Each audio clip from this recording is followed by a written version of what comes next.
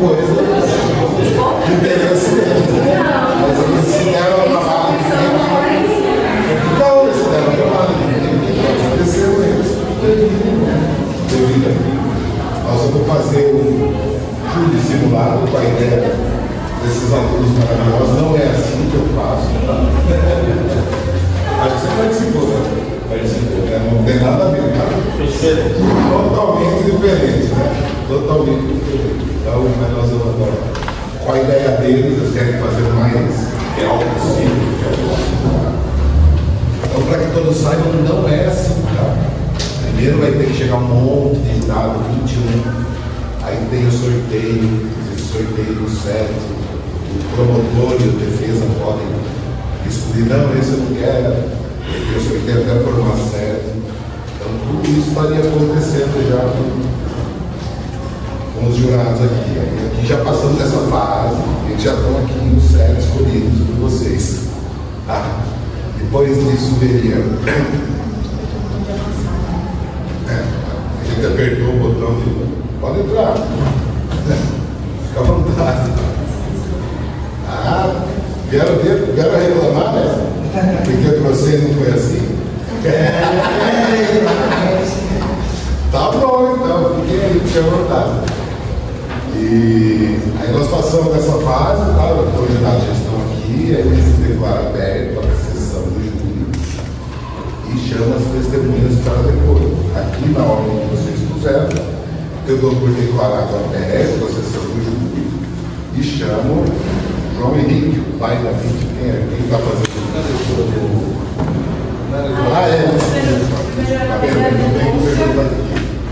Primeiro, a nossa querida Sueli, ela vai ler a denúncia para vocês saberem. Porque no real, vai ter a denúncia, se o advogado pede, não, eu quero que leia a página 2405, depoimento do vai ler tudo. Tem advogados que pegam o processo, vai ter na hora, então ele fica pedindo para ler, vai um dia só para ler o processo, para que ele estude o caso, advogado novo. É bom, ele vai ler na hora e vai defender na hora. Cara, não. Então nós vamos ler a denúncia aqui com a nossa escrevente, oficial de justiça, melhor dizendo.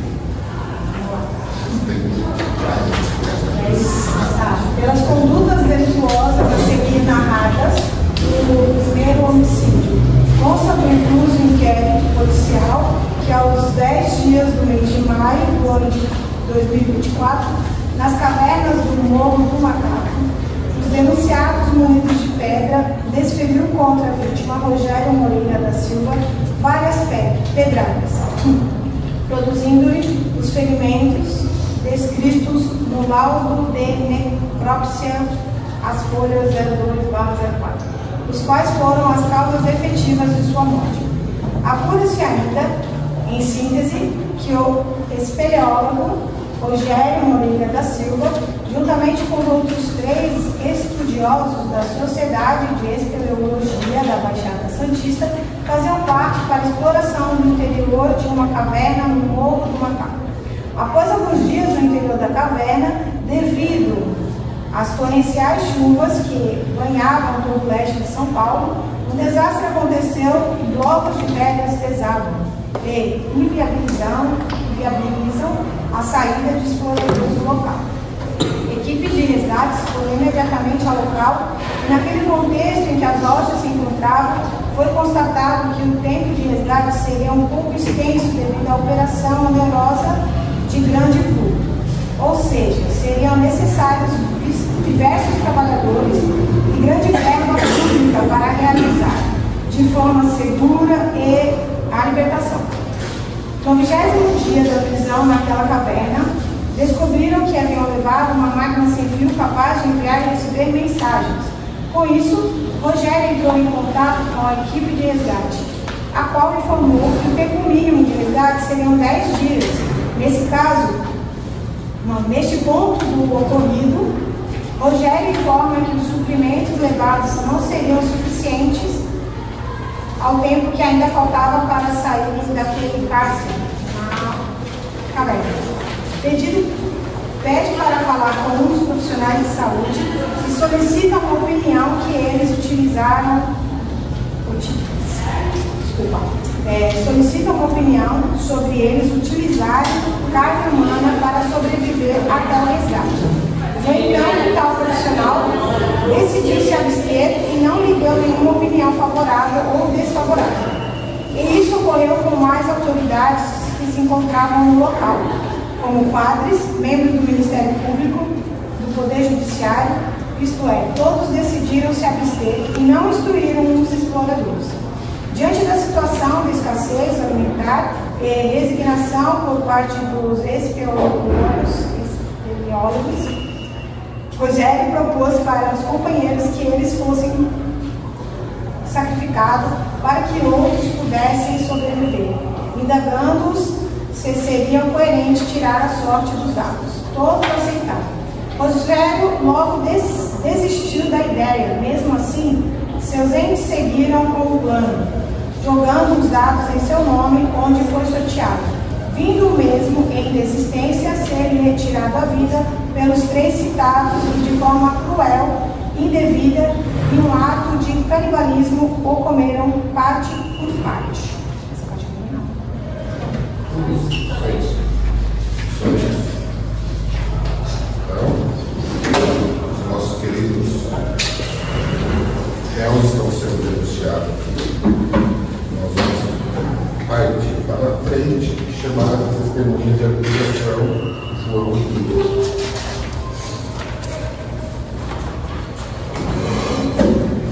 Aí faz o julgamento, testemunhas, só fala a verdade, certo? Só a verdade. Só a verdade, João. E aí a gente fala para a acusação fazer os seus questionamentos.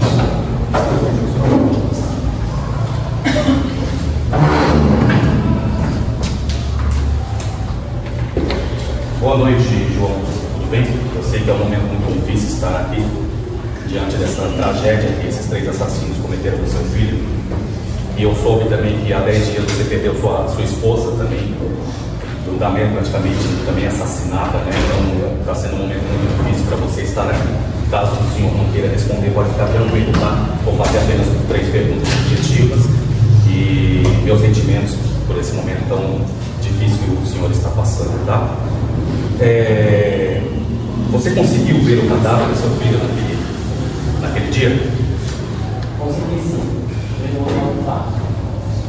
Assim que retiraram o corpo da caverna, estava todo desfigurado e mutilado. Pegado de larvas sobre o peso do corpo. Os outros vermes haviam comido. Cada vez que lembro do corpo do meu filho, e como ele foi encontrado, uma tristeza muito profunda embaixo do seu. Ele não merecia, mas ele merece. Exijo respeito diante de provas que ele venha de totalmente 100%, ele pode me acusar de assassino. Não, ele vai continuar. O senhor vai ter a oportunidade de falar também. Ele não. Você gostaria de dizer algo para os jurados nesse momento? Para os jurados, sim. Peço que vocês sejam representantes de Deus aqui na terra e façam a plena justiça colocando esses assassinos na cadeia por toda a eternidade. Só isso que peço para vocês. Façam justiça. E alguma coisa para os réus, quer dizer também? Para os réus, no fundo do meu ser, eu espero que vocês sofram o triplo que vocês fizeram ser perdidos. No dia da morte, vocês queimem o inferno. Encerrou a defesa.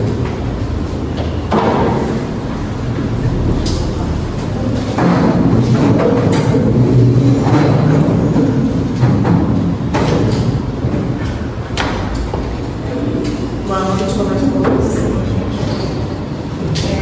Na verdade, a minha pergunta, ele acabou de responder porque ele acabou de falar para os réus o sentimento que ele tem. Então, a pergunta seria, você gostaria de dizer algo para os réus?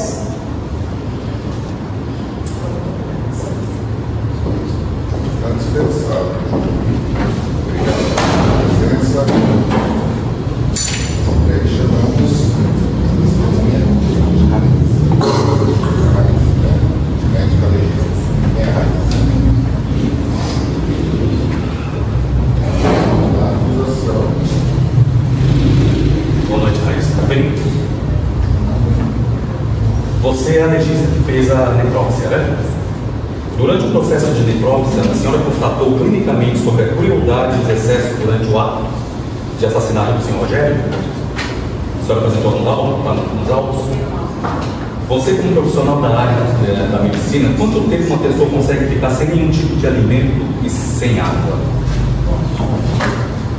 Em questão de processual de fisiologia humana, depende um pouco mais de 4 a 5 dias, né? No local onde era uma mulher fechada, digamos assim, em torno de 4 dias sem água.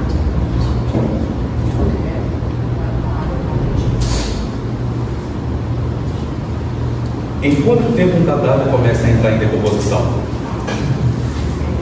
Depende muito. A gente pode começar pelo primeiro local, né? Onde está o cadáver. A primeira decomposição começa aos poucos. A gente pode, a partir de uma chama abdominal, ter mais ou menos uma noção de como é que está o cadáver. Depende mais ou menos de como é que está o ambiente, a umidade, como é o metabolismo da pessoa, né?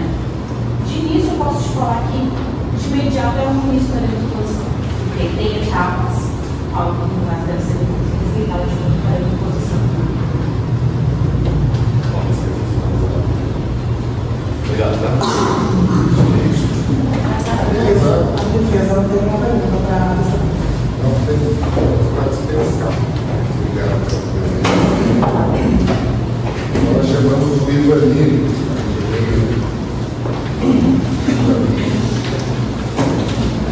Acusação.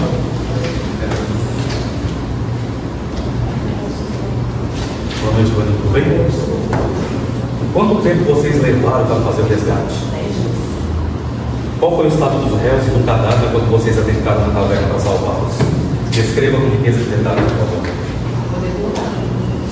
Infelizmente, já estava todo em decomposição, cheio de larvas, bichos, pedaços tudo acabado, orifícios, de carne esfarelada. Estava perfeito. É isso? Defesa.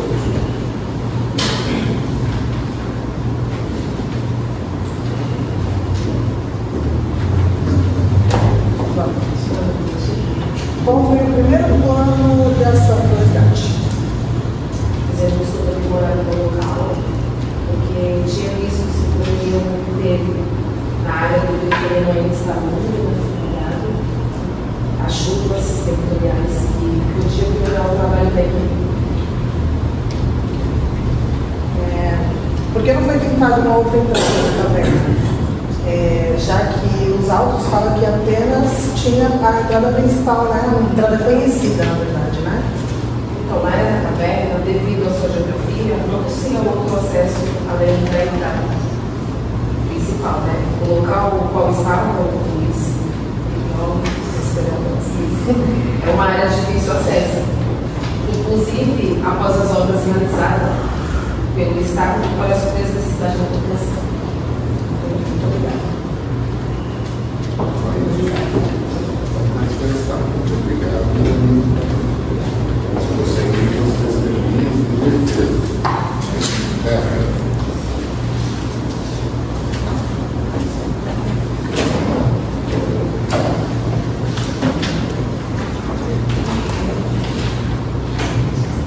Boa noite, Stefano. Tudo bem?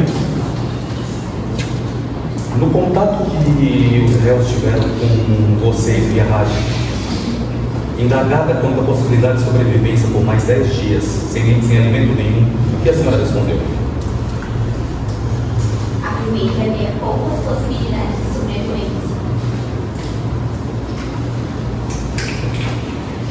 Essa opinião que eles morreriam por inanição, esses possíveis 10 dias que faltavam para o resgate, está baseada em alguma evidência científica?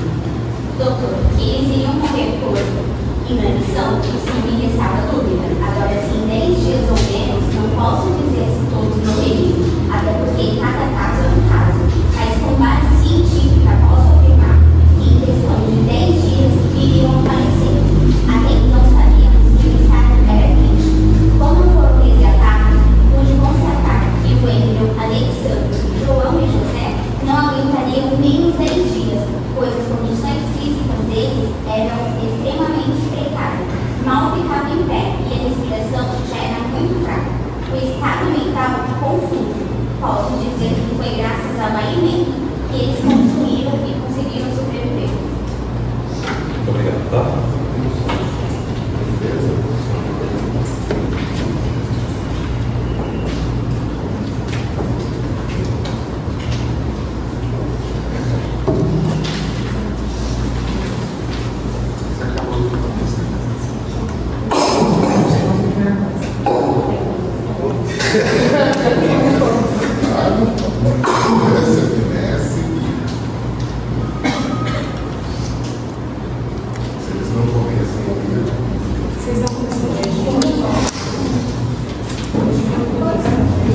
Se eles não comessem, eles iriam morrer. Muito obrigada. Obrigado, pela participação. Agora, Caio, por favor, a defesa.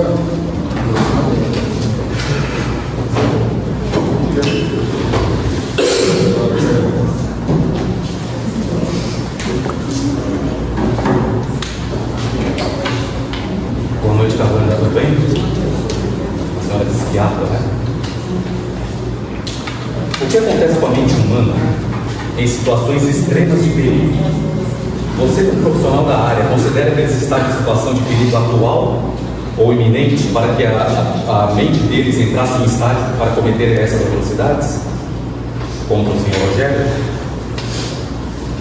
Sim, quando nos encontramos em situação de perigo meio extremo, tem uma região chamada amígdala no nosso cérebro. Essa região interpreta as emoções, ou melhor, recebe os estímulos do meio e gera uma sensação emocional de medo. E tudo que a amígdala gera, ela gera em dobro e manda todas essas sensações para o hipotálamo. O hipotálamo recebe a informação e manda o corpo reagir, buscar algo para solucionar o problema. Por essa razão que devido ao medo extremo na hora, a pessoa acaba urinando. Já ouviu falar em reflexo de fuga? O reflexo ele avisa que você tem que resolver. Com base científica, devido aos momentos de medo, estresse e confusão mental gerada pelo medo por vários dias sem alimento, eles tomaram uma decisão de se salvar, consumindo carne, pois já se encontravam em estado de inanição.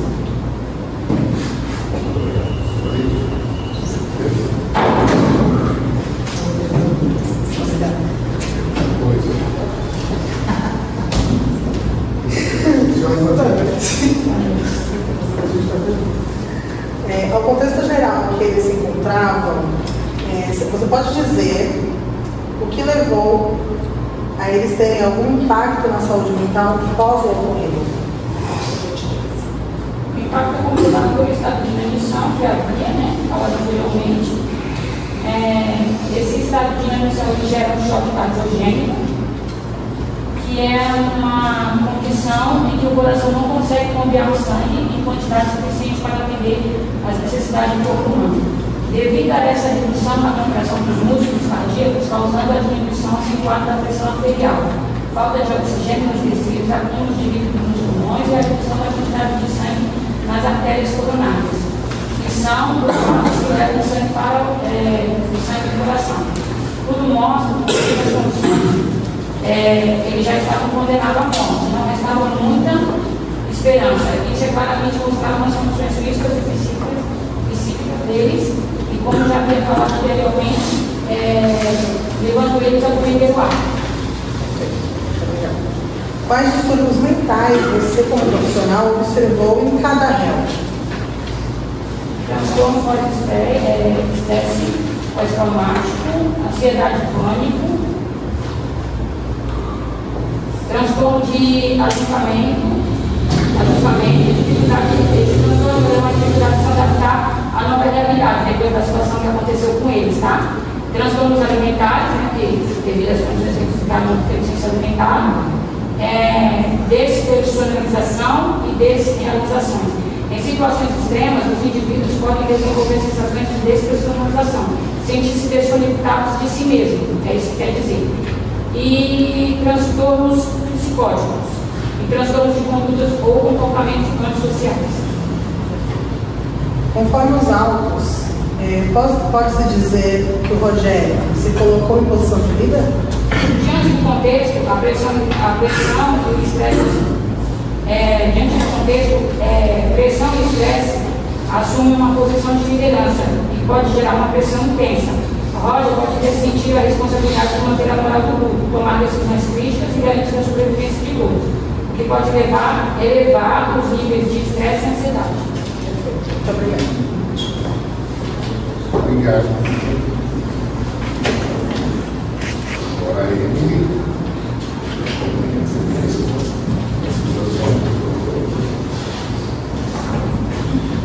boa noite, Emílio, tudo bem? Você é perita criminal, né? Você viu o cadáver do Rogério? Sim. Relate para os jurados como você encontrou esse corpo.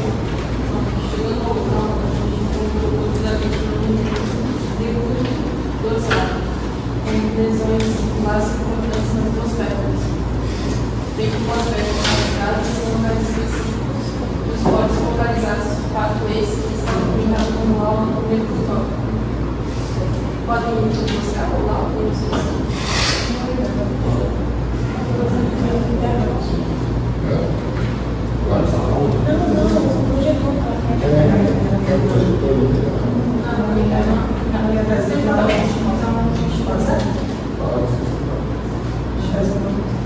Isso sugere que, dentro das circunstâncias vividas, que não houve absolutamente retirada das partes do corpo, foi usado somente o suficiente para suprir um estado de inanição profunda e exclusão mental fundamental.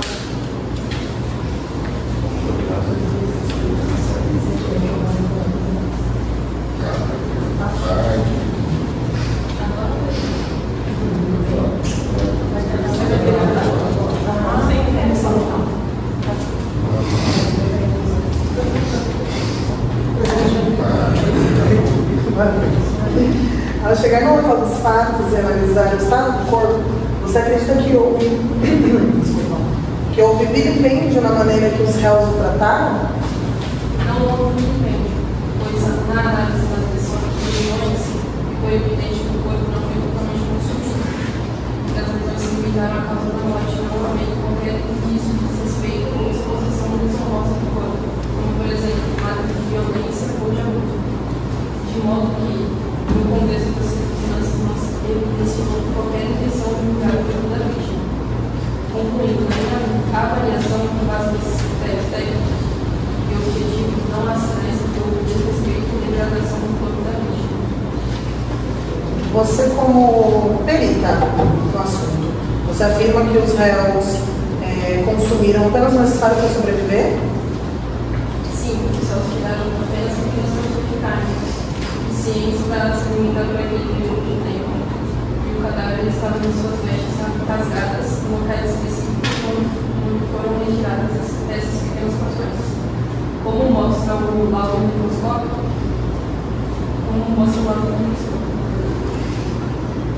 A avaliação da secreção de alimento suficiente ou se houve abuso consistiu na avaliação nutricional para verificar se as necessidades calóricas e nutricionais estavam satisfeitas. Também foi verificada a quantidade de alimentos consumidos e observado os sinais físicos e clínicos, como desnutrição ou doenças associadas à má alimentação.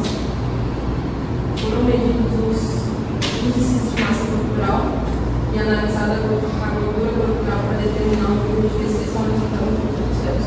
Conclusão: na minha avaliação, com base nesses critérios técnicos e objetivos, não há indicação de quaisquer sinais de abuso no consumo de alimento para permitir a sobrevivência.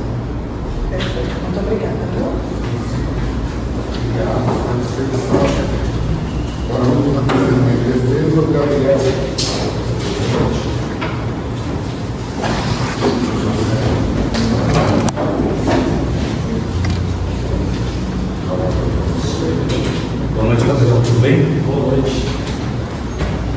senhor é irmão de um dos operários, né? Antes de começar a pergunta, eu queria mostrar para o Júlio a foto do meu irmão. Ele foi um dos operários que morreu tentando fazer o auxiliar de atrás do maravilhoso.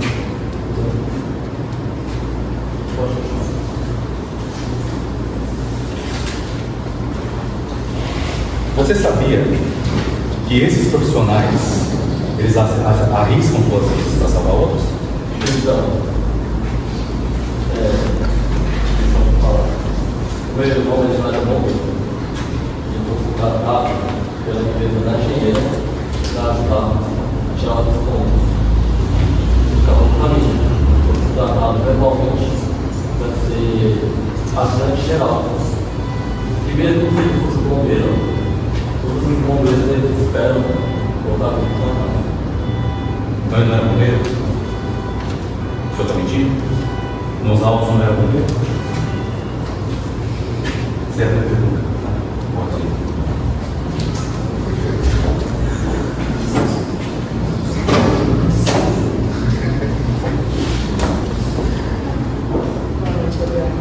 Os sentimentos que você tem. Qual o grau de dificuldade? Qual o grau de dificuldade você classifica esse resgate? Tendo em vista que houve essa fatalidade com seu irmão e outros 9 operários. Eu não consigo, assim, no momento que eu não consigo classificar. Mas eu acredito que se tivesse tido um bom planejamento, nada teria acontecido. Você sendo irmão do seu operário que faleceu, sabendo dos riscos iminentes do resgate, você colocaria seu irmão em risco? Não, eu não colocaria ele, porque ele entrou nessa porque ele precisava muito dele. Ele teve uma família muito dificultada. E devido às condições de saúde e sem planejamento nenhum, aconteceu o que aconteceu. Não só com ele, mas também com os 9 operários. Você acredita que a operação de resgate foi bem planejada? Por quê? Não, eu não acredito. Em nenhum momento que 10 pessoas morrem para fazer um resgate tenha sido bem planejado. Profissionais de verdade que trabalham com segurança. Até o presente momento, eles trabalharam com resgate, eles não trabalharam com nenhum, eles não ganharam da empresa nenhum equipamento de segurança, como EPI.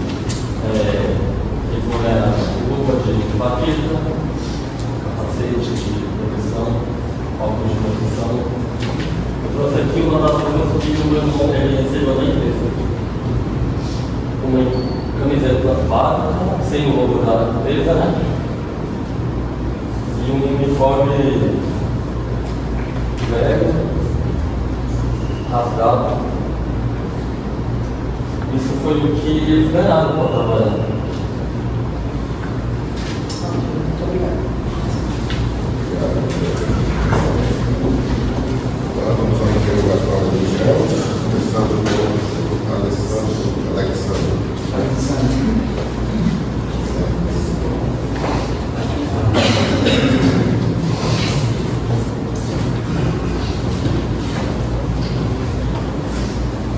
Boa noite, senhor Alexandre.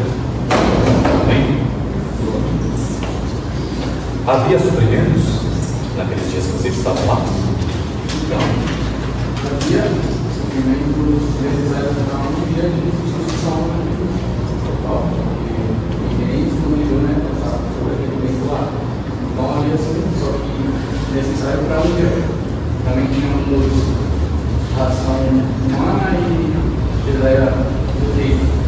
Mas, conforme o tempo foi passando, dia de dia era muito rápido, era uma refeição por dia. Estava muito rápido. Havia água? Uma garrafinha de água para cada um. Eles ficaram 32 dias só com uma garrafinha de água? Não pode. Assim como passamos 32 dias, uma refeição por dia. Então, todos esses suprimentos acabaram quando?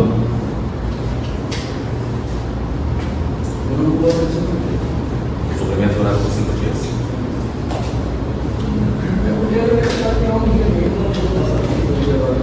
Com quais pessoas vocês se comunicaram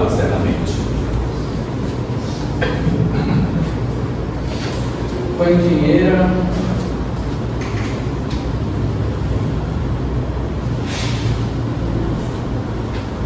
Só o projeto de contato com a engenheira. E como foi essa conversa?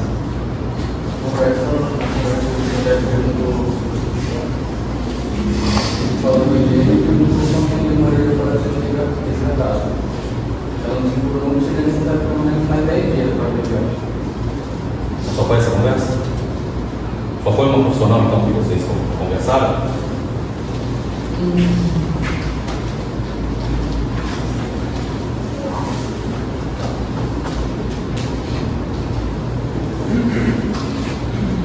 Uma médica também.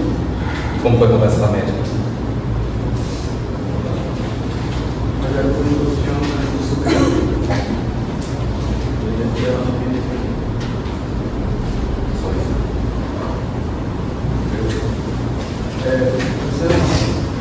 Quero só deixar um ponto aqui, que a própria médica falou. Tínhamos pouca chance de sobrevivência, né? E vocês podem ver que é de porte físico. Eu acho que eu não aguentaria mais 10 ou 7 dias naquele local. Então, eu só quero fazer esse ponto. Obrigado.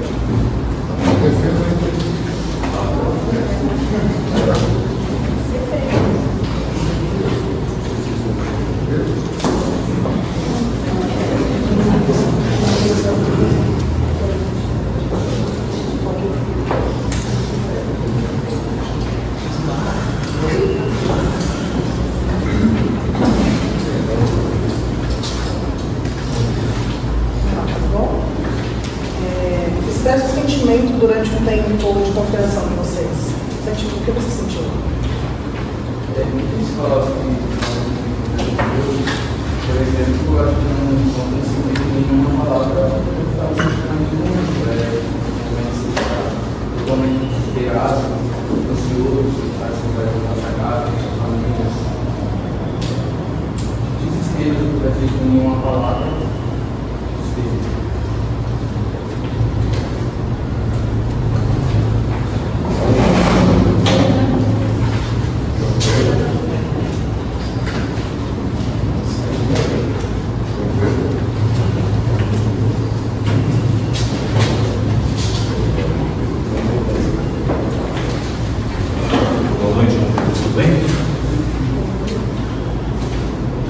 Vocês assassinaram o Rogério? Não? O que aconteceu então? Logo após os seus dados, nós estamos calados sobre nossa habilidade com aquela realidade. Cada um foi de um canto e ficamos receptivos. Logo vimos uma luz muito alto, como estava sem iluminação nenhuma, não deu para saber o que estava acontecendo naquele estômago. A gente pegou a lanterna que tinha e assim se iluminando, e a gente iluminando, viu o Rogério caído e ensanguentado com muitas marcas de pedra ao seu redor. Constatamos que o nosso grande amigo Rogério foi vítima do lucro do movimento dentro da caverna.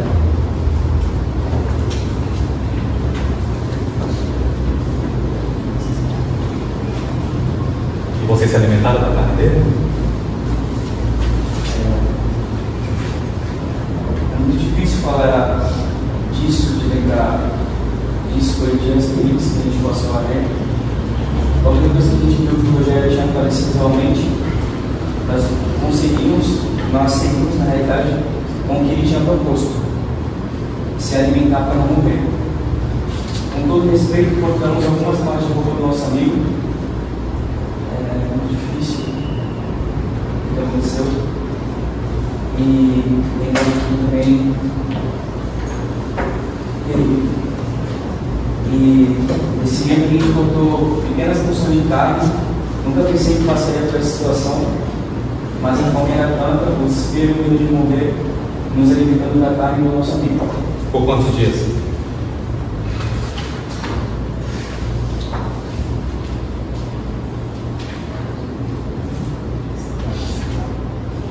Não quer responder isso?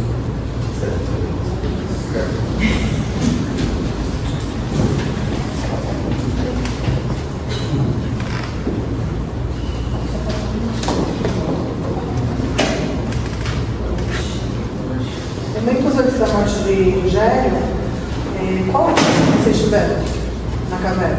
O Rogério estava obcecado com esses sorteios para tal da história.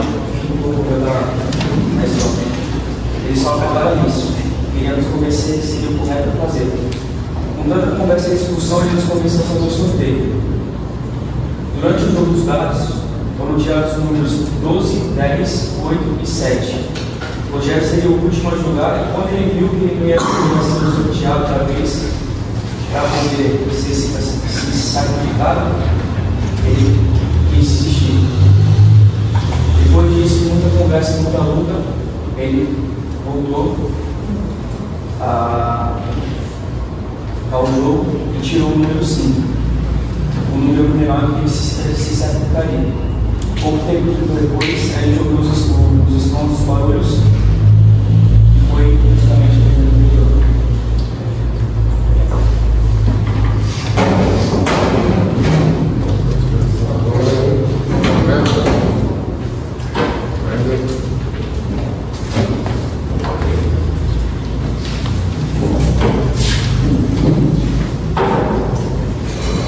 Boa noite, tudo bem?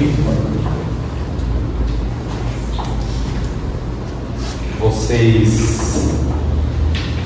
comeram a carne do cadáver, né? Comeram? Não comeram? E quem comeu lá dentro? Ninguém? Então vocês ficaram sem comida até o resgate.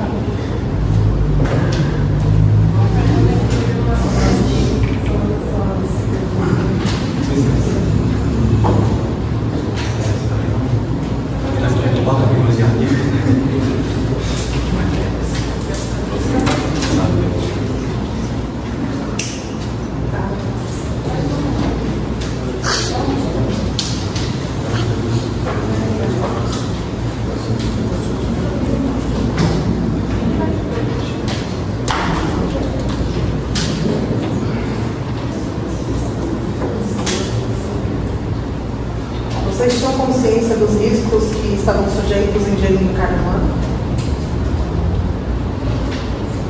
Os riscos da saúde, no caso. O conhecimento que tenho, eu sei que uma família poderia formar uma tanta infecção.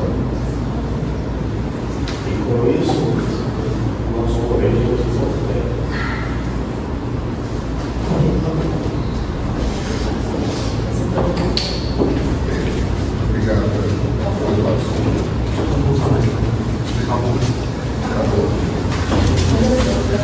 Depois disso, passaremos aos debates.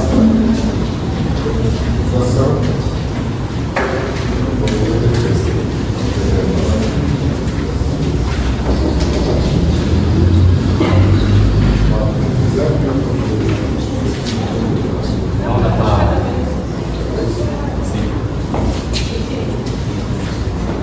Bom, primeiramente,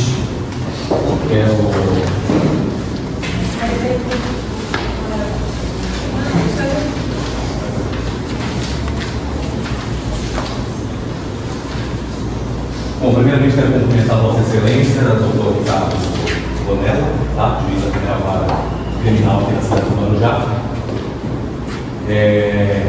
Parabenizá-lo pelo trabalho que está conduzido de forma brilhante esse júri. Quero também parabenizar, cumprimentar os novos colegas da promotoria, o senhor Lopes e a doutora Luísa.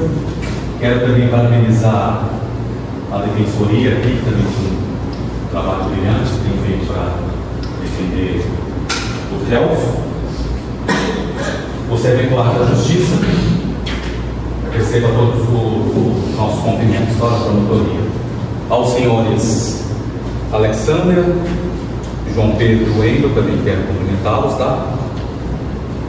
E por fim, o nosso conselho de sentença, que também quero cumprimentá-los, pois hoje, nesta noite, vocês são praticamente a estrela da noite. É vocês que vão decidir o caminho daqueles três ali, se eles serão condenados ou serão absolvidos. Então, quero cumprimentá-los e que vocês ajam em plena consciência e não minimize o que foi relatado aqui, tanto das testemunhas como o que vai ser relatado pelas teses que os nossos colegas vão apresentar. É com muita angústia e tristeza que eu me dirijo a vocês para apresentar a gravidade desses fatos. Apesar de algumas mentiras que eles falaram aqui, principalmente os réus, porque existem laudos altos, existem, tudo foi comprovado ali, que houve sim canibalismo, que eles comeram sim o corpo do senhor Rogério Moreira, e isso jamais pode ser minimizado, porque se for minimizado, nós vamos estar desconsiderando um fundamento da Constituição Federal Brasileira, que é a dignidade da pessoa humana. Além de estar desconsiderando a dignidade da pessoa humana, nós também estar desconsiderando um dos direitos fundamentais, que é a vida, e a prevalência dos direitos humanos, que é o princípio que também está previsto na nossa Constituição. Além de estar previsto na nossa Constituição, também está previsto nos tratados internacionais que o Brasil é signatário. Então, eu acho que esse é um momento muito delicado, por isso que eu falo que eu me apresento para vocês com muita angústia e tristeza, pois pode ocorrer esse risco de agir de conselho de sentença absolver esses três assassinos. Dito isso, a vida é um meio jurídico superior e indisponível. Não há exceções para tal conduta, independente das circunstâncias. Ou seja, como havia falado no início, houve uma violação do direito à vida. É óbvio que não conseguiremos trazê-la de volta essa vida, mas podemos, no dia de hoje, fazer justiça e com isso condenar esses três assassinos. Uma das coisas que a defesa vai alegar, conforme também já consta nos autos da contestação, o estado de necessidade.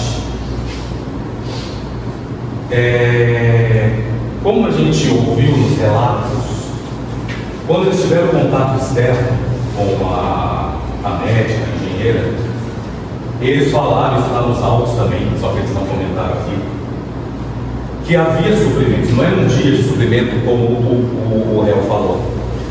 No dia que eles entraram em contato, que foi no 22º dia, salvo engano, que o Lopes vai confirmar depois, eles tinham alimentos ainda, escassos, mas tinham.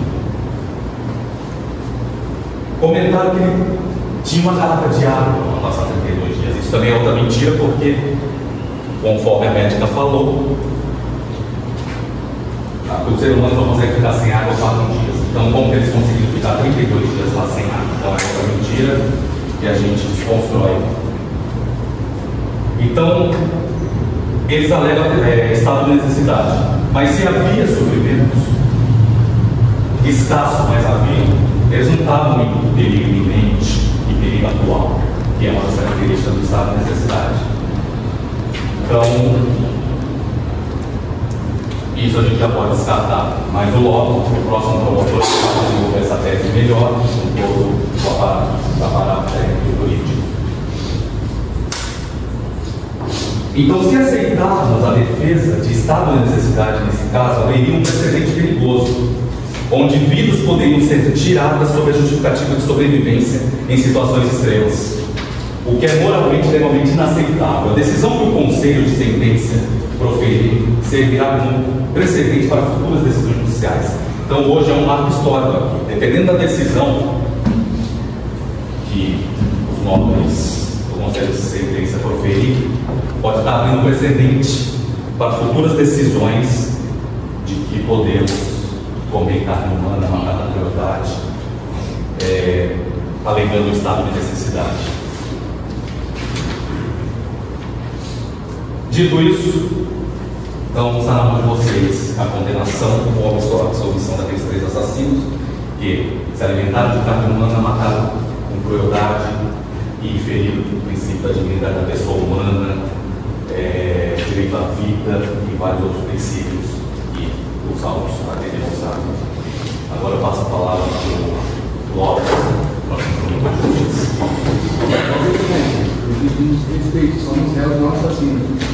Vocês vão ter a oportunidade. Já tiveram a oportunidade? Boa noite a todos. Boa noite a todos. Réus, nossos presentes, testemunhos, conselho de sentença, eles são os senhores juízes. Antes de iniciar minha tese, tirando a base que não houve assassinato do Rogério, ele disse que só autorização da promotoria está entregando as fotos da perícia e uma foto, pode passar por lá, constam que não houve assassinato, conforme os réus escrevem. Não há maneira de explanar rapidamente aqui. Eu acho que os fatos dizem por si só. A defesa pode vir com novos colegas, a defesa do estado de necessidade, mas estado de necessidade do que se os próprios senhores que vocês defendem dizem que não houve assassinato? Vou defender do que se não assassinar ninguém? Mas isso é uma outra oportunidade. O Ministério Público ofereceu denúncia em face dos réus Alessandro João Bueno, onde recai sobre eles o crime da qual pedimos a condenação do vício qualificado, incluso no inciso 3º do parágrafo 2º do artigo 2 do Código Penal, os artigos 211 e 212 também do Código Penal, na questão da destruição do cadáver, e é indignante. E no 212 a questão do vilipêndio ao cadáver, tá? Que ofendeu a honra, humilhou perante a sociedade, que sobrou, como vocês podem ver nas fotos aí, o sobrou da vítima. Eu venho aqui hoje apresentar a gravidade dos atos cometidos pelos réus, que não apenas tiraram a vida do ser humano, mas também demonstraram uma falta de respeito pela dignidade da vida humana, a qual é prevista no artigo 5º da Constituição Brasileira, que é um direito fundamental, e também nos tratados brasileiros, como o Fernando expôs, direitos humanos da ONU. Eles ceifaram a vida do Sr. Rogério de uma forma cruel, sem chance de defesa, e ainda cometeram atos imorais de canibalismo. Ofendendo a honra e ainda mais a vítima, que ali estava, não dando chances à sua família, conforme o pai da vítima está aqui, imagina que sua esposa passou na época, de poder, ao menos, ter um funeral digno, de ver o filho pela última vez. Se despedir de amigos e familiares. Pois o ato descrito, vocês só foi para a benéfica deles, não foi benéfica para ninguém ali. As pedras caíram, ressaltando que, por serem espeleólogos, eles têm treinamento de sobrevivência. Eles têm treinamento. Um dia sem água, ficaram 32. Uma garrafinha. É a palavra dele que eu não vou falar, que é mentira, que é verdade. Um dos técnicos pode falar.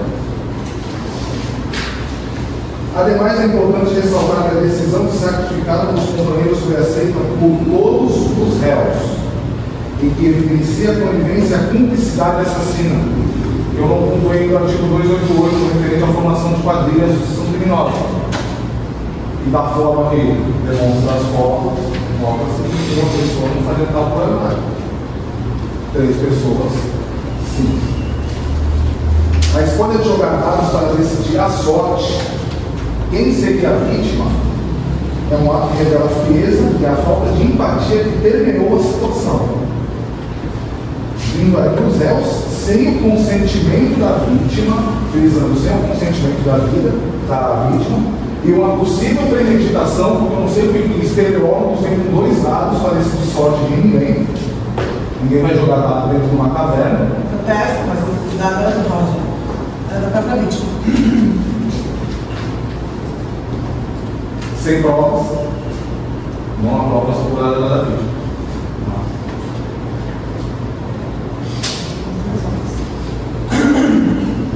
Não se pode alegar que a agressão no momento justifica a atrocidade.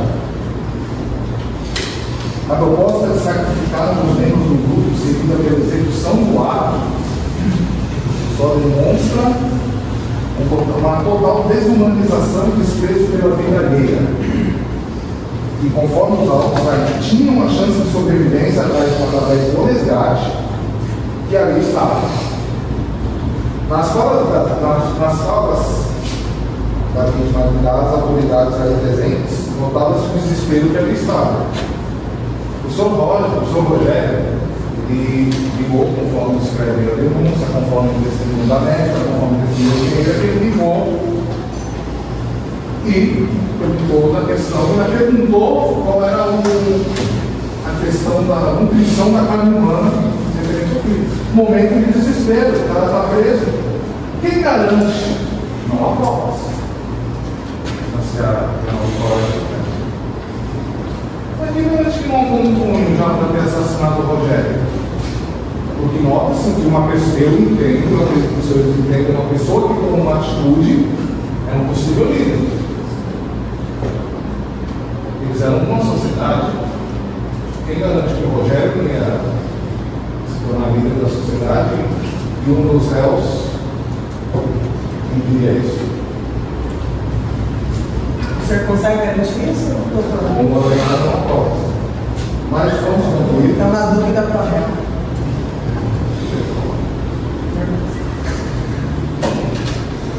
O Código Penal brasileiro é claro que ao classificar o homicídio de um crime gravíssimo.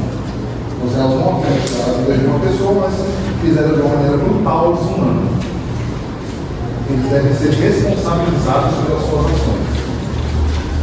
Os réus nem pensaram, nem mesmo em seus familiares, que iriam ter que sustentar o karma de toda a sociedade, que eu acredito, no segundo mundo, na família, na sociedade como inteiro, do ato de canibalismo e vilipêndio para que estavam prestes a cometer.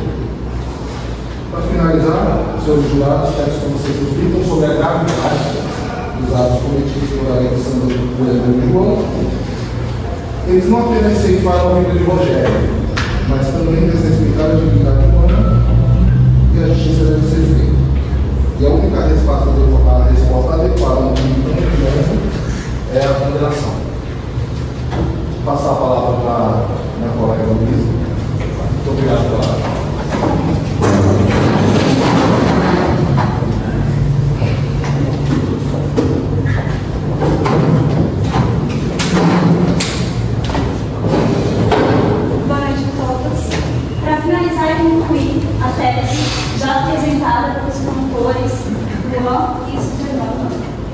considerando a dignidade da pessoa humana como fundamento do Estado brasileiro, assim também considerando o direito da vida, um direito fundamental.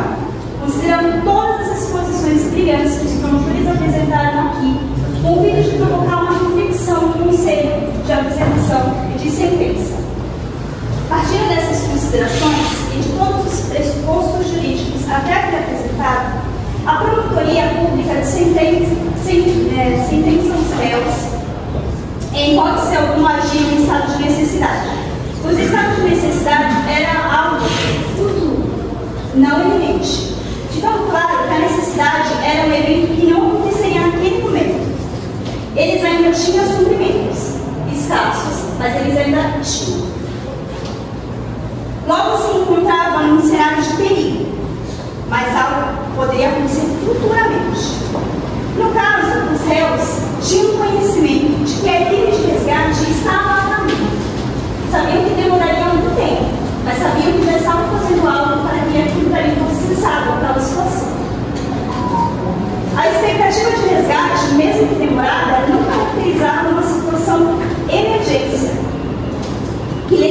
tipizasse a conduta criminosa que eles cometeram. Dito isso, a conduta é tipificada como homicídio qualificado, em que os réus devem ser responsabilizados por suas ações, sendo condenados com os artigos 121, parágrafo 2º do inciso 3º. O Código Penal brasileiro. A acusação enfatiza e retifica a gravidade do ato e premeditação envolvida na decisão de sacrificar Rogério e a falta de justificativa moral e legal na sua conduta. Diante dos fatos expostos e dos fundamentos jurídicos apresentados, requer a condenação dos réus pelo crime de homicídio doloso qualificado, conforme previsão legal no artigo 121 em seus parágrafos, com a aplicação desses agravantes, principalmente no que tange à premeditação e conspiração. Para finalizar essa tese que a gente tinha apresentado da acusação.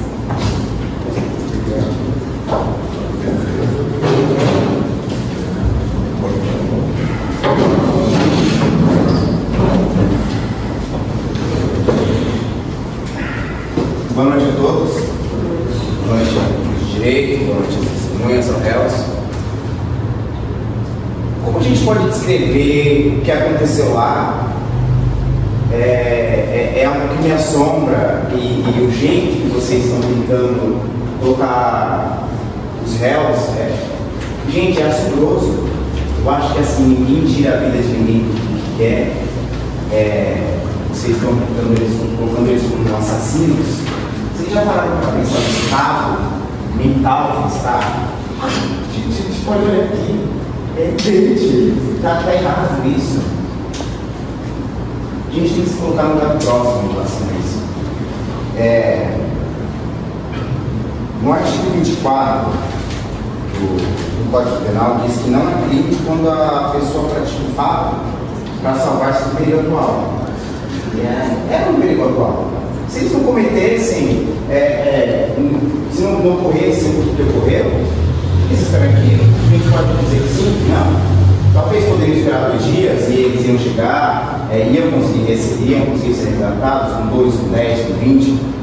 Ou aconteceu um fato, já chegaram e resgataram. Mas não aconteceu ninguém, não era previsível que isso seria o tempo de resgate.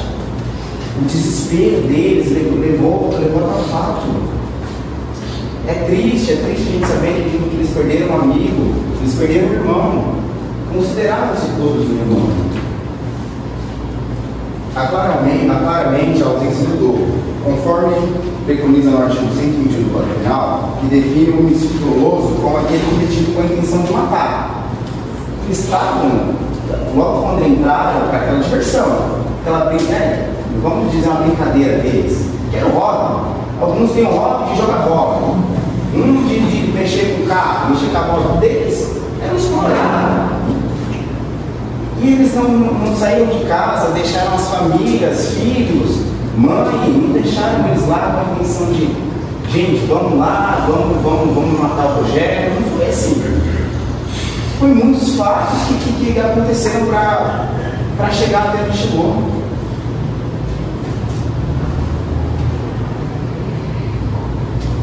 No artigo 212, que trata de incitar ou provocar alguém a cometer o crime.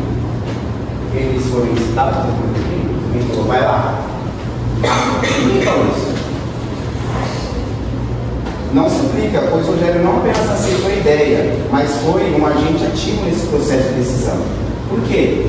Foi ele que deu a ideia, foi ele que se comunicou, perguntando sobre o que acarretava se acontecesse tal ato. Como diz os autos, é isso que ele diz. Só que o que a gente pega? Ele, na hora que fizeram todo jogar os dados, ele nem disse que sim e nem que não.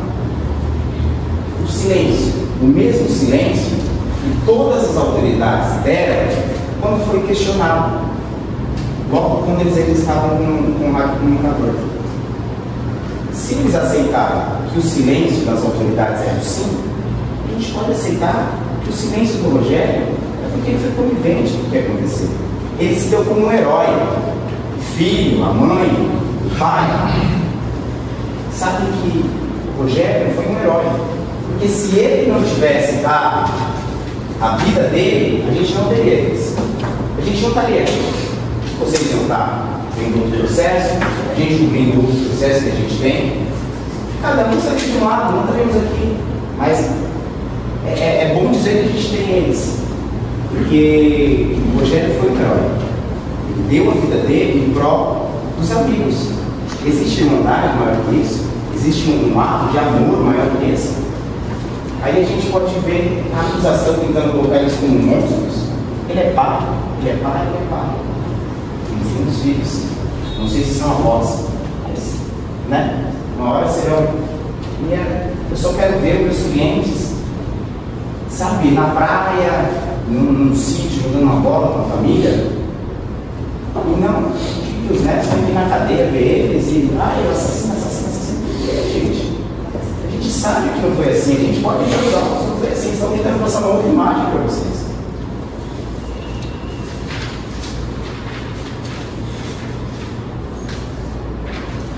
E a gente não procura minimizar o que aconteceu. A gente não procura, a gente só quer que seja justo. E o que eles apresentaram seja de fato, né, esclarecido. Porque não é justo a gente tirar eles da sociedade por algo que fizeram para se salvar. A gente não tem mais um Rogério aqui para saber o que realmente aconteceu. Foi questionado se seria mesmo, se houve mesmo os dados. Mas espera aí, nos dados mesmo está dizendo. Foi o Rogério que deu ideia, foi o Rogério que levou. Mas por que eles foram fazer uma pesquisa, foram se divertir e tinha lá os dados? Eles não sabiam poder voltar para casa, eles estavam para se divertir, então levaram dados, baralhos, tiraram a sorte de ter lá algo que eles poderiam se salvar, e eu acho que os dados ajudaram eles a se salvar. Então eu não tenho mais nada.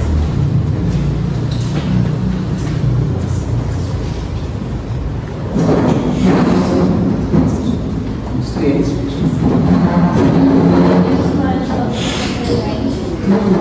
Eu gostaria de saber os réus, na ocasião, eles se encontravam em uma situação extrema, né, e desesperadora. Eles estavam confinados em uma caverna, sem acesso à água, sem acesso a alimentos ou qualquer item básico que pudesse garantir a sobrevivência. Diante do cenário iminente e de iminente risco de morte, é imprescindível destacar o Código Penal, né, o seu artigo 24, onde ele prevê a prática de um ato para salvar-se de um perigo atual, ele pode ser considerado uma instrumento de ilicitude. Os denunciados, eles não provocaram uma situação de perigo, eles estavam numa circunstância fatal que não permitia a busca por outras alternativas viáveis para a sua sobrevivência. A decisão de sacrificar o membro do grupo, embora dolorosa e trágica, foi resultado de um contexto de desespero real, onde a vida de todos estava em risco iminente. Ao analisar a questão da culpabilidade, precisamos também considerar a ausência de dolo, né, na conduta dos acusados, visto que o artigo 18 do Código Penal determina que a intenção deliberada de cometer o crime é um elemento crucial para a culpabilidade. No caso em questão, os acusados não tinham intenção de cometer um homicídio qualificado ou de realizar atos de canibalismo por crueldade. Sua única motivação era a prevenção à vida, tanto sua quanto dos membros da equipe. Em complemento, o artigo 22 do Código Penal, ele também determina que a culpabilidade pode ser extinta em circunstâncias de necessidade extrema, onde não há outras alternativas. Devemos também levar em consideração o estado psicológico dos réus, pois a intensa pressão e o medo que enfrentavam no momento os influenciaram, dificultando a formação de decisões racionais.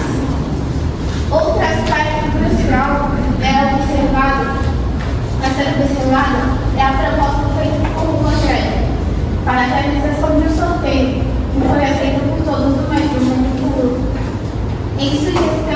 Essa sugestão reflete um esforço genuíno para encontrar uma solução consensual em meio ao desespero. A decisão de sacrificar um dos integrantes do grupo não foi imposta, mas sim uma escolha coletiva manifestada em um momento de pânico. O consentimento unânime dos demais espeleólogos é um fator de extrema relevância, indicando que a decisão foi tomada em conjunto, o que minimiza a alegação de crime doloso. Por fim, a atitude de Rogério, ao se oferecer como sacrifício pela sobrevivência dos outros, é vista como um ato heróico.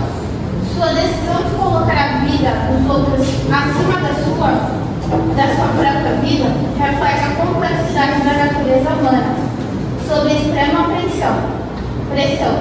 A contextualização emocional e psicológica dos acusados é fundamental para uma compreensão adequada de suas ações e decisões naquele momento crítico.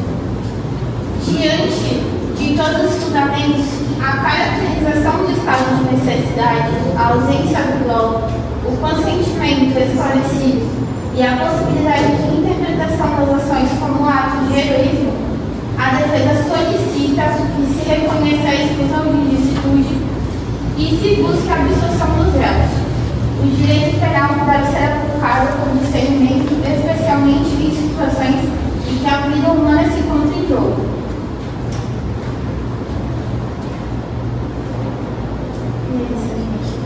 Obrigada.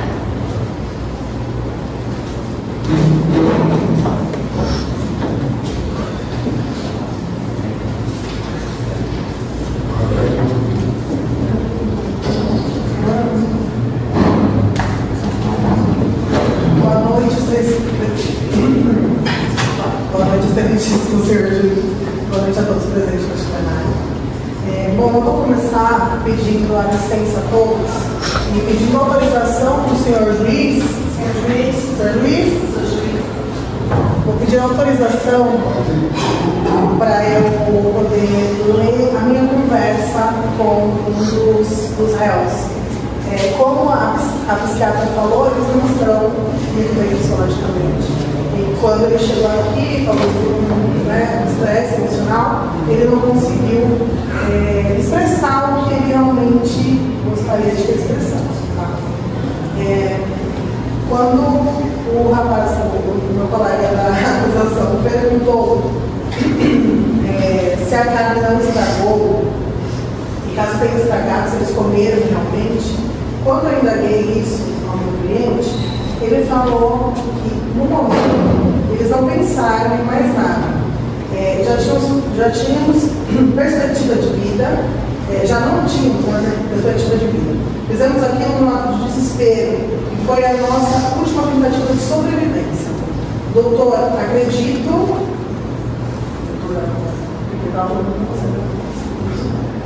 acredito que ninguém aqui nunca imaginou comer carne humana. Mas sabe, estragada ou não, é muito difícil de viver. Até hoje eu não acredito que passei por tudo isso. E logo após, ele perguntou se não existia possibilidade de comer filés. Chegou a perguntar, sabe? Não, diminuiu, né? Enfim.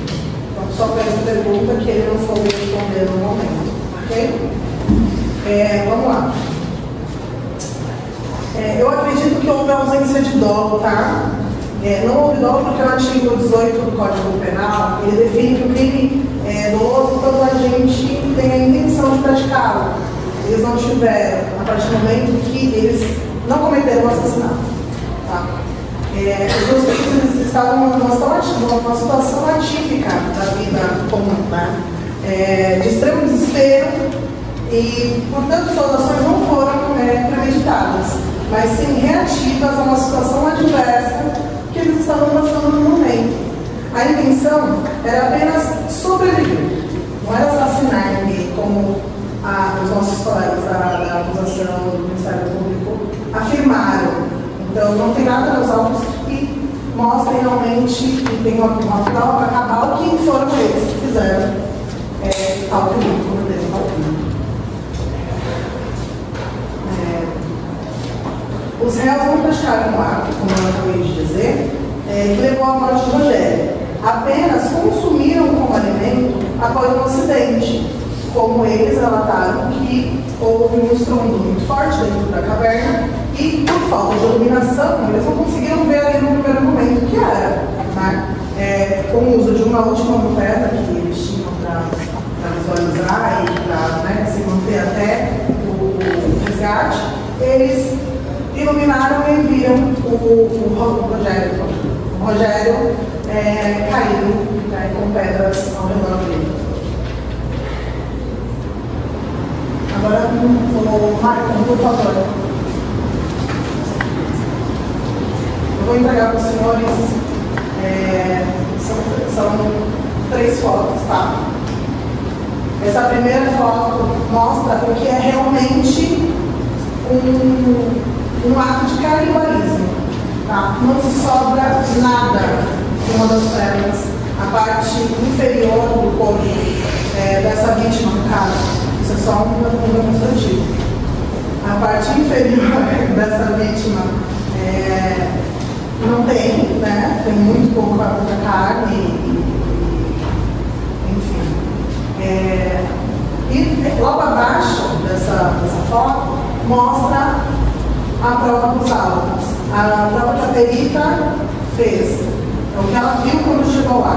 Esses pontos pretos mostram, esses pontinhos pretos do corpo da vítima, ele mostra as partes que foram retiradas. E aí prova e comprova que eles realmente só tiraram o necessário para sobreviver. Tá? E foram partes, se vocês conseguirem perceber, foram partes do corpo da vítima que tem mais carne realmente. Então a parte inferior, os membros inferiores, braço, não só carne, como o músculo também. Isso ia ajudá-los a manter até o final até o resgate propriamente dito. Tá? E a parte do peitoral também. Essas 3 que mostram na cabeça da vítima são as pedras que caíram e realmente esmagaram essa parte do crânio. Tá? E aí foi a causa morte da vítima. E agora, com base no princípio da insignificância que é aplicado ao caso, pois a conduta do agente não causa um dano relevante ao bem jurídico que está lá. Se as ações dos réus não resultaram em um dano significativo, logo a conduta não é criminosa. Não houve intenção de desrespeitar a vida ou a dignidade da pessoa humana. Vale salientar a falta de organização e planejamento no resgate. Tal falta de cuidado colocou em risco todos ali presentes, inclusive os réus. Tanto que morreram 10 operários para fazer o resgate de 5 espeleólogos. Precisaram acontecer 11 mortes para que as autoridades salvassem 4 vidas, apenas 4 vidas. Isso é muito pouco perto do poder que temos, né? Tanto financeiro quanto de mão de obra realmente, para fazer esse resgate acontecer de forma mais ordenada e correta, né? Mas agora o Ministério Público quer imputar o crime aos meus clientes, que não o cometeram. Não existe nos autos. Não existe. É simples. Existe um laudo microscópico, existe um laudo da perita, mas não existe prova cabal que fala, ó, você foi lá e você matou. Entendeu? Continua contigo. Tem uma pedra que caiu, a caverna em si, eram pedras locais, né? Elas formam estalactites. Inclusive, com isso eu consigo até rebater o que foi dito referente à falta de água. Eles podem estar com uma garrafinha de água dessa. São 510 ml. As estalactites, elas são formadas com gotejamento das rochas. Então, toda a maioria, na verdade, das cavernas, a água sempre acumula. A gente vê nas paredes de casa de vez em quando. Mas a água sempre dá um rumo. Com isso, ela forma estalactites. Essas estalactites são pontiagudas. E eles conseguiram, sim, pegar um pouquinho de água, que seja um gotejamento de água. E dar urina também, né? Que não foi perguntado a eles, mas eu acredito, sim, que com a garrafinha de água, pegaram a urina ali, tomaram e conseguiram sobreviver referente à água, né? Vamos lá.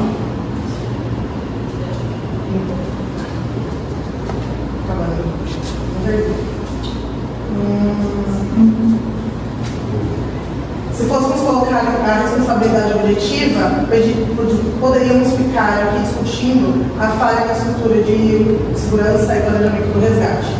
Os senhores conseguem imaginar ter acontecido de meus clientes ficarem sabendo da morte de 10 operários? O que aconteceria com eles? Talvez a gente não teria nenhum deles agora. Os réus não são mais os mesmos desde aquele fatídico acontecimento na caverna, disse a nossa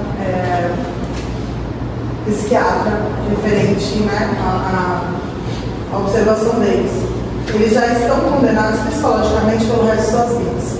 Eu peço que os senhores, excelentíssimos jurados, levem em consideração estes fatos e que absorvam os réus.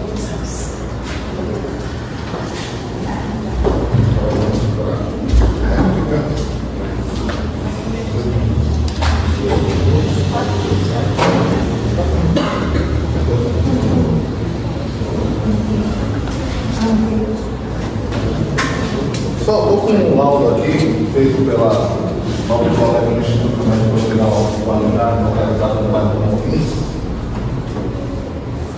que diz, só em lesões externas, tá? Presença de mutilação frontal e lateral na região da coxa com corte de aproximadamente 17 centímetros. Região da coxa, região do braço e região abdominal. A morte constata várias fraturas intracranianas, conforme como está a foto. Podem ver aqui as fotos do laudo.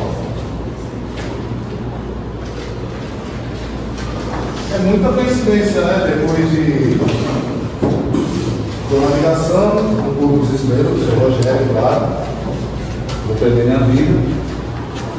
Artigo 122 do Código Penal, que induzir ou instigar alguém a suicidar-se ou prestar-lhe auxílio material que faça, é crime. Por mais que o senhor Rogério quisesse se suicidar para ser o bom samaritano e hoje nós estamos ser o herói póstumo, eu não posso ajudar ninguém a se suicidar. Não houve o caso. Eu posso assassinar.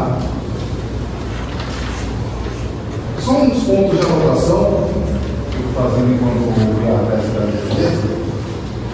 O crime aconteceu dia 10 de maio de 2024. Eles estavam cansados da balada, acredito que é uma situação chata, né?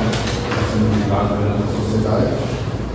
Mas ainda permanecem abalados, mesmo assim, devido à caverna. A caverna que tem agora algumas celas. Sol, parece. Um dos réus fala que não havia água, apenas uma garrafinha.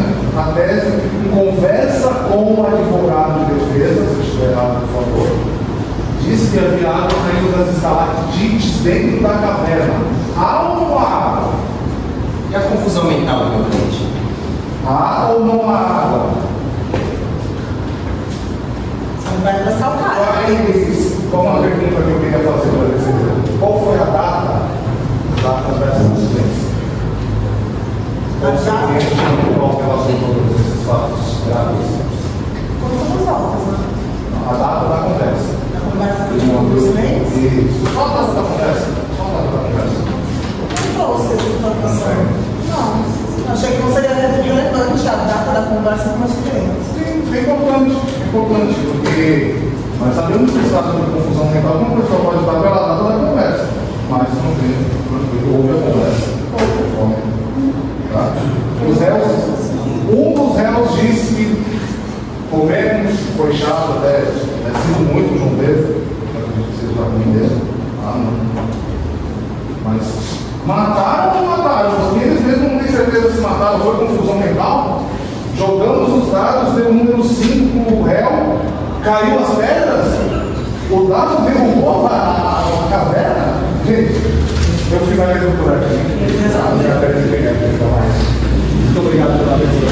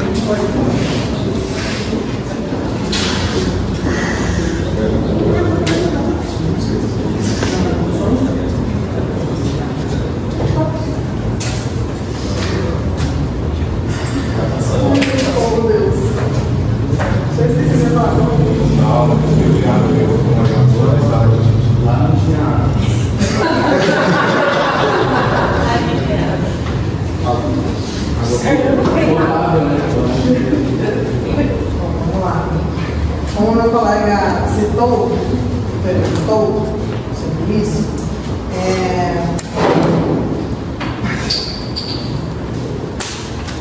os réus já tinham informado a pergunta.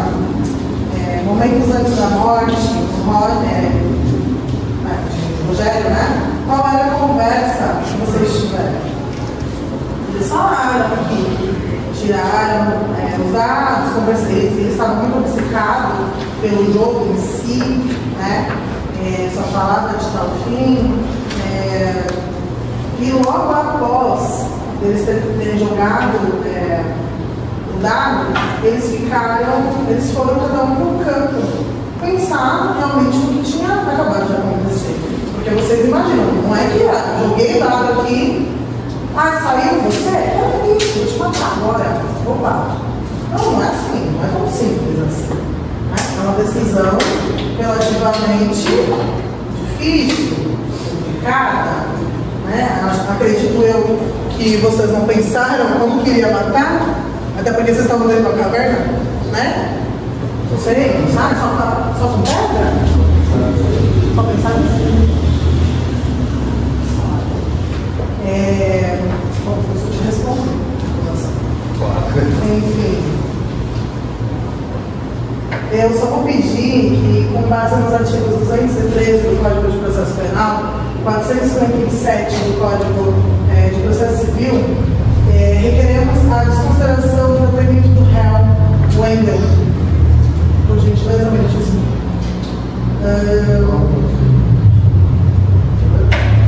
Em razão de suas faculdades mentais estarem comprometidas. Processo meritíssimo. Há um psicológico sobre o réu estar na faculdade mental abalada? É evidente. Sim, é evidente. Trouxeram durante o processo para análise?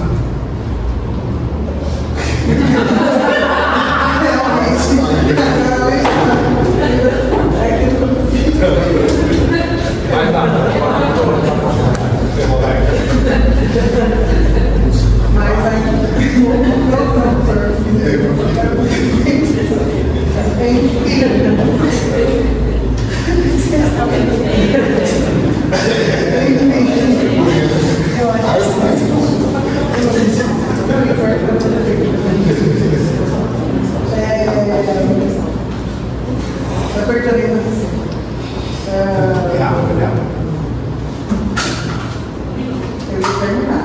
o depoente encontra-se sob forte pressão emocional hoje, devido à natureza delicada do caso, o que pode afetar a precisão e a veracidade das declarações. Por conta disso, eu pedi, porque hoje ele não está bem.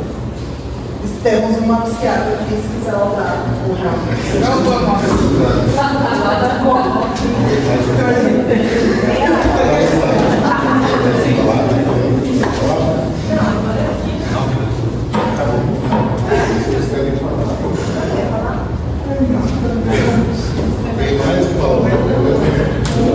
Está encerrado. Só quero saber se alguém mais quer falar alguma coisa.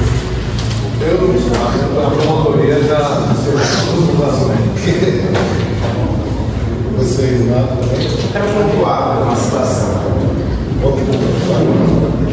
Em certo momento, nosso querido amigo advogado fez isso parecer uma brincadeira. Só que não é. A gente pode dizer que ele fez uma chacota no caso, mas não é. A gente está decidindo uma vida. Eu espero que vocês sejam bem generosos e que tudo que aconteceu aqui hoje toque o coração de vocês, mas seguindo a linha da verdade. E só quero dizer que a verdade é: isso aconteceu não foi porque quiseram, foi da vontade deles. Então, eles não mataram a vítima. Na sequência de fatos. Eu acho que a gente só sai um pouquinho do princípio. Muito obrigado e boa noite a todos. Eu encerro. Vamos encerrar.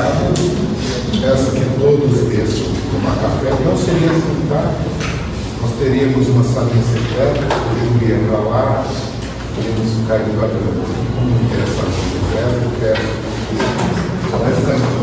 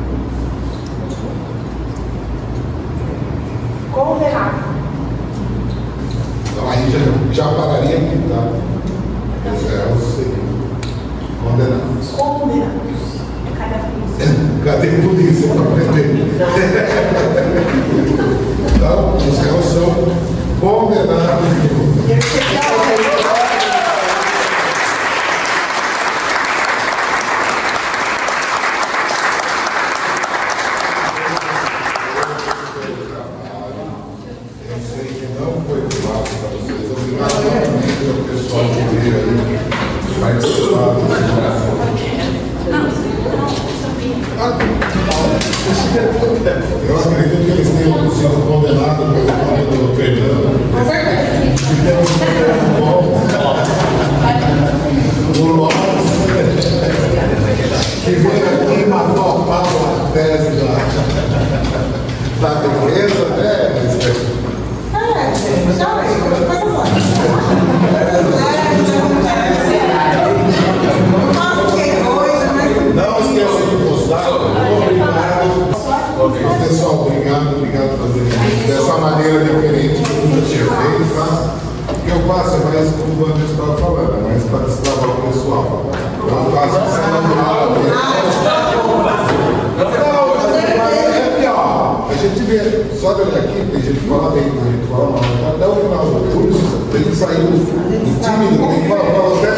administração, para que serve isso?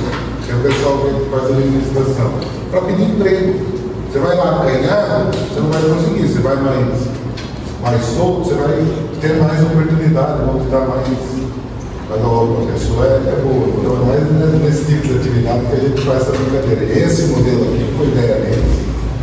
Eles mudaram tudo que eu faço, como eu gosto de boas ideias, eu topei, que todos de parabéns, de verdade. Não esqueçam de postar o trabalho. Muito obrigado por dividirem, prestigiar. Agradeço de coração.